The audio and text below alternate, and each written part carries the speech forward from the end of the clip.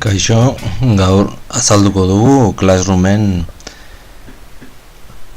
nola egin argitarapen eta lan ezberdinak nola eskaini ikaslei. Aldaketak egon dira Classroomen eta modu ezberdinean egiten da orain. Bueno, lehenik jakin hemen korrontean gaudela, guk hemendik egin ditzakegu argitarapenak. Hau da, ikusten duzue, hemen notizi edo azalpen bat emateko aukera dagoela. Gogoratu, datorren astean azterketa bat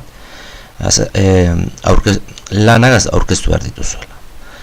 Gero, galderak egin daitezke, lanak eskaini, materialak eskaini, eta bar. Bueno, baina argitarapenak egiten dira hemen bertan. Klik egiten dut hemen, eta notifikazio bat zerbaitena egin dezaket. Ongi etorri, ez dakizar. Eta eskaini dezaket, beti bezala, nire ordenadoretik zerbait, driveetik, youtubeetik, edo estekaren bat. Eta argitaratu dezaket hemen, argitaratu, programatu argitaratzea, beste egun batean nahi badut argitaratu, edo baita ere zirriborroan gorde, beste momentu batean argitaratzeko. Bale. Hau, argitarapen hauek, notifikazio hauek egiten dira hemendik. Hasierako lehiotxo hontatik. Beste ikastaroren batetan, ikasgelaren batetan, bali bukat argitarapena, berrerabili dezaket. Bueno. Baina, orain, ikasgelako lanak atal honetan sortzen dira. Ikasgelako lanak. Eta hemen, sortu ditzaket nik, hainbat lan, galdera, edo material eman dezaket. Sorturi ematen badiot, lana, hemen lan bat sortzeko izango da. Hemen izenburua, ez du luzeegia izan behar, eta hemen lan hori nola egin behar den azalpenak.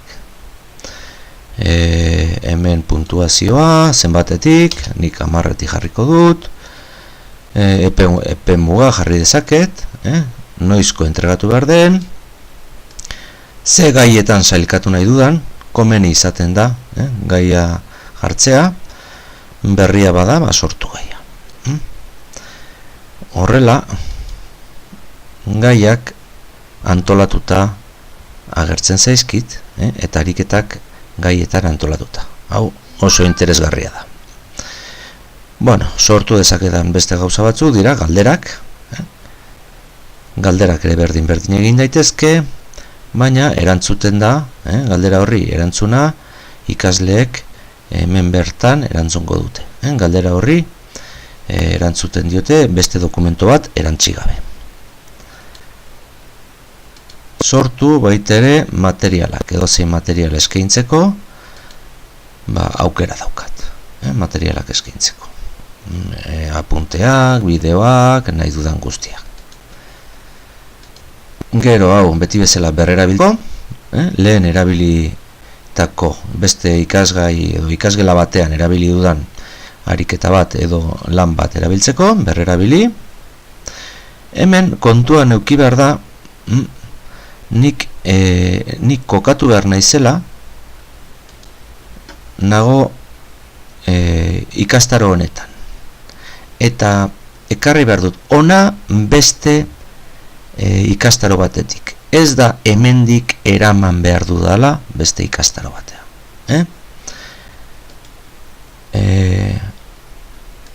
Ekarri behar dut beste ikastaro batetik. Orduan aukeratuko nuke beste ikastaro bat, eta hemen daukadan zerbait eraman, berrerabili. Beti kokatu behar naiz jatorrian, ikastaro jatorrian, ekartzeko beste nonbaitetik. Eta hau dira dauzkadan ikaslei lanak eskaintzeko modu ezberdinak. Lanak, galderak eta materialak. Eta lehen esan dudana, notifikazioak edo iragarpenak egiteko hemen daukat. Besterik gabe, interesgarria irudituko zaizuelakoan, hurrengo arte.